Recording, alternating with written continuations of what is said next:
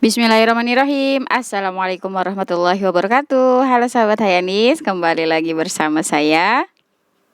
Kali ini saya mau membuat cemilan yang benar-benar caranya gampang dan cocok banget nih dijadikan sebagai ide jualan buat ide tambahan teman-teman di rumah. Yaitu gemblong ketan hitam ya teman-teman. Ini saya namain dengan Raden Salju karena dibalur dengan gula putih dan bentuknya yang sangat kokoh ya teman-teman. Ini dia proses pembuatannya. Sudah saya siapkan tepung ketan putih, ini sebanyak 1 bungkus ya teman-teman. Kemudian tepung ketan hitam ini saya pakai sebanyak 150 gram. Nah, untuk kuncinya biar gemblongnya tidak kempes ya, ini saya tambahkan dengan tepung terigu sebanyak 100 gram.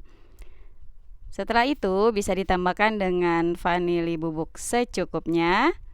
Ini biar menambah aroma ya.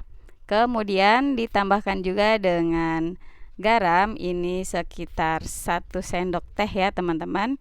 Nah, ini langsung saja kita aduk ya sampai semuanya tercampur merata. Ini saya adonin dengan tangan langsung ya teman-teman. Ini tangan sudah saya cuci bersih, jadi benar-benar sudah bersih tangannya teman-teman. Setelah itu bisa ditambahkan dengan kelapa parut, ini setengah tua, saya pakai sebanyak 1 buah. Nah, ini kita ratakan juga, dan tips biar gemblongnya ini awet dan tidak basi, kelapanya itu bisa dikukus terlebih dahulu ya teman-teman. Jadi nanti gemblongnya awet dan tidak mudah basi ya teman-teman. Nah, ini kita aduk sampai semuanya tercampur dengan merata. Setelah itu baru bisa kita tambahkan dengan air matang. Di sini saya menggunakan air dengan suhu biasa ya teman-teman, atau suhu ruang. Ini ditambahkan air sebanyak 400 ml. Tapi nanti disesuaikan ya sama kelembaban adonannya. Kalau misalnya masih kurang bisa ditambahkan. Kalau misalnya cukup, alhamdulillah ya, sebanyak 400 ml. Jadi nanti disesuaikan saja ya teman-teman.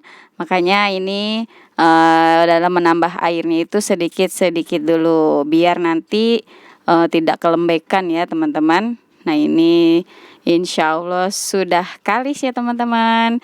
Sudah pas, sudah bisa dibentuk. Nah, sekarang waktunya untuk kita cetak gemplongnya. Nah, sekarang akan saya bentuk ya teman-teman. Saya ambil sedikit adonan. Ini saya buatnya tidak terlalu kecil dan juga tidak terlalu besar ya. Jadi bisa diperkirakan aja ya nih sama teman-teman sekitar segini ya. Jadi kalau mau dijual nih untuk harga 1.500-an bisa banget. Kalau untuk 1.000 jangan ya, karena nanti kita bisa ya capek doang. Nah, ini mulai dari 1.500-an sampai 2.000 juga ya masih oke ya, karena rasanya juga yang sangat enak, legit, empuk, dan pastinya manis. Nah, ini akan saya bentuk seperti ini. Jadinya nanti untuk satu resep ini menghasilkan sebanyak 38 pieces ya teman-teman. Nah, ini dia sudah selesai saya cetak. Masya Allah, bentuknya rata ya teman-teman. Sekarang waktunya siap untuk kita goreng. Ini sudah saya panaskan minyak ya teman-teman. Nah, kita bisa masukkan gemplongnya dengan jumlah yang cukup terendam ya sama minyak. Ini nanti harus benar-benar sudah panas. Dan setelah memasukkan gemblongnya itu, apinya jangan terlalu besar ya teman-teman. Diusahakan sedang cenderung kecil. Jadi nanti matangnya merata sampai ke dalam-dalamnya juga. Kalau misalnya kepanasan, karena ini khawatir cepat matang dan dalamnya itu nanti tidak sampai di dalam ya matangnya teman-teman. Dan ini kan sama ya adonannya seperti onde-onde. Jadi untuk dalamnya itu nanti bisa bisa meletos ya, atau nanti retak. Tapi kalau kita memasak dengan menggunakan api sedang, insya Allah nanti hasilnya sangat bagus dan cakep. Nah, ini bisa teman-teman lihat ya, tuh Masya Allah. Oke, selanjutnya ini saya akan menggantingkan gula ya. Kalau istilah namanya itu digantingin ya teman-teman. Ini gulanya sebanyak 150 gram dan ditambahkan dengan 2 lembar daun pandan. Lalu beri sedikit air. Kemudian ya ini kita larutkan ya teman-teman. Sampai benar-benar nanti gulanya ganting ya kalau bahasa Betawinya. Nah, ini kita aduk-aduk terus. Kalau teman-teman mau lapisan gulanya lebih tebal, bisa ditambahkan sekitar 200 sampai 250 gram. Disesuaikan saja dengan selera teman-teman. Nah, ini kita masak sampai gulanya benar-benar berbuih seperti ini, sampai benar-benar mengental ya.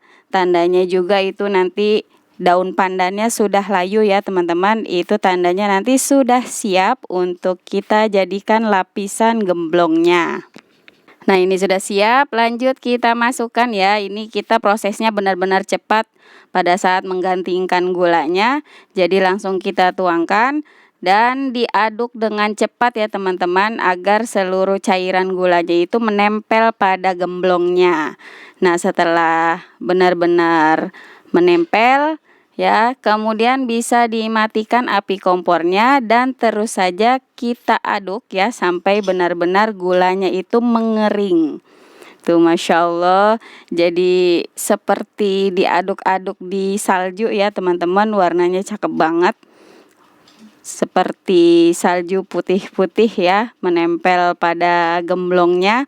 Makanya ini cocok banget ya dijadikan sebagai makanan favorit nih, namanya jadi Raden Salju karena bentuknya yang sangat kokoh dan juga dilapisi dengan gulanya. Nah, ini dia sudah jadi ya Raden Salju ya. Ini namanya sengaja saya bikin biar unik karena memang bentuknya yang kokoh dan dilapisi dengan gula pasir atau gula putihnya seperti salju. Ini dia gemblong ketan hitam gula putih. Jadi benar-benar rasanya enak banget nih teman-teman. Cocok ya, bisa dijadikan sebagai ide jualan atau dijadikan cemilan nih pada saat kumpul-kumpul keluarga atau ada acara. Nah, ini sekarang akan saya coba ya teman-teman. Bismillah. Masya Allah, bener-bener rasanya lembut, empuk, tebal ya teman-teman. Jadi tipsnya bisa ditambahkan dengan sedikit tepung terigu. Jadi nanti gemblongnya benar-benar lembut dan juga tebal. Insya Allah ini manisnya sangat pas ya, benar-benar bikin nagih. Ini dia sudah selesai resep Raden Saljunya atau gemblong ketan hitamnya ala sahabat Hayanis. Bisa banget diikuti caranya, insya Allah ini gampang dan anti gagal. Jangan lupa ya channel sahabat Hayanis di subscribe dan di like video-videonya. Semoga apa yang saya share bisa bermanfaat buat teman-teman semua.